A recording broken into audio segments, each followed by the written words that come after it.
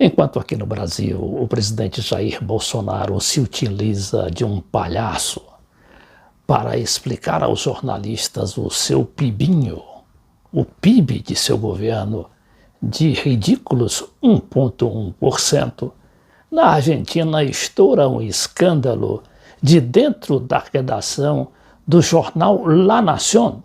o segundo maior do país, aquilo que a gente menos esperava, que é partir da redação de um grande jornal, no caso o La Nación,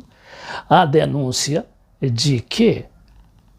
o próprio jornal estava em conluio com os juízes federais para fazer perseguição política e mais, prisões preventivas maciças contra adversários políticos. No caso, os adversários ligados à ex-presidenta.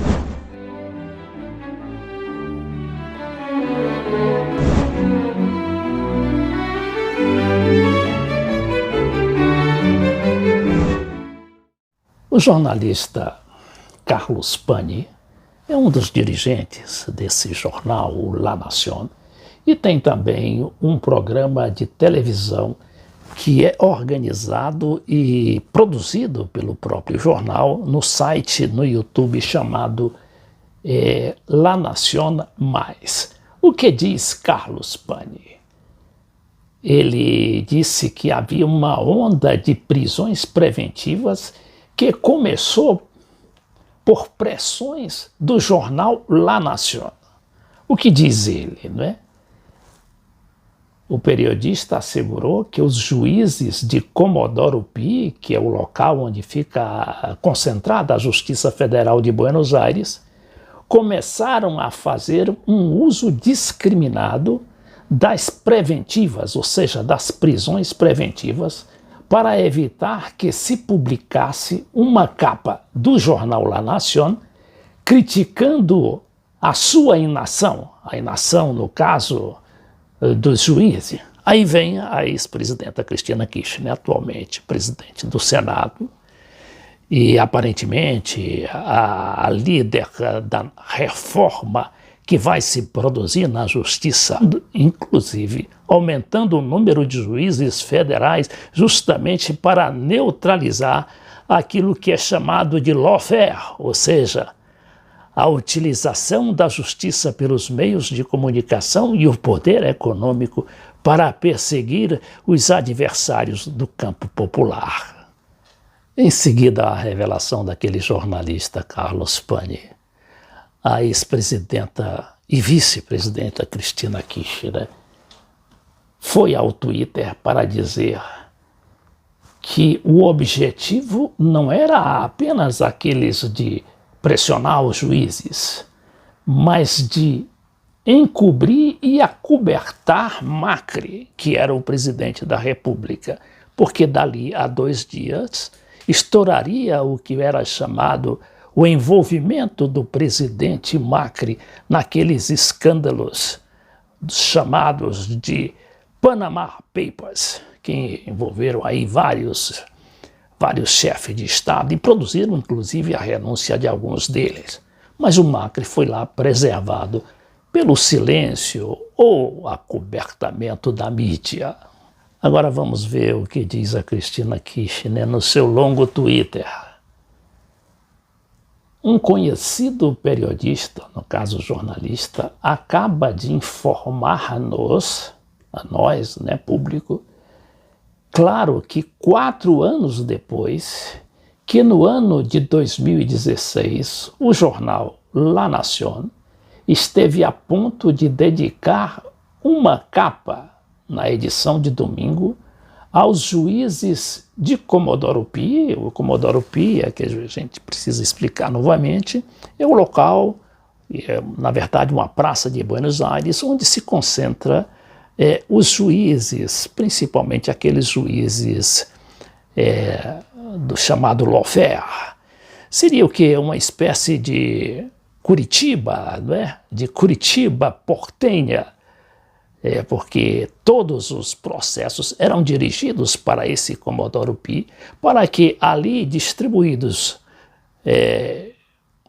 em acordo com os jornais, os grandes poderes econômicos, os grandes poderes fáticos da Argentina, se elaborasse a lista dos políticos que deveriam ser presos e processados. Agora, a Cristina também assinala que o que não contou este jornalista, no caso, o Carlos Pañi, é que justamente nesse domingo, 3 de abril de 2016, no que supostamente ia aparecer a famosa capa com os juízes de Comodoro Pi,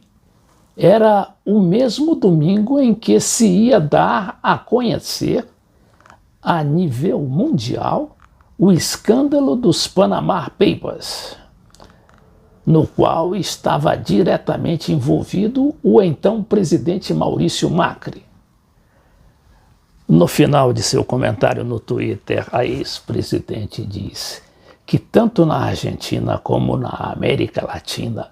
se fez uso de setores do poder da justiça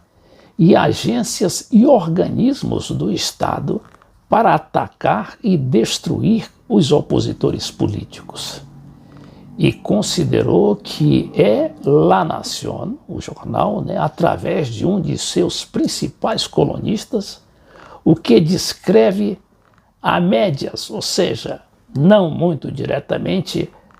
e a conveniência de alguns dos escandalosos mecanismos do lawfare. E esta reforma de Alberto Fernandes com Cristina Kirchner, a gente se recorda, e eu lembro muito bem no meu livro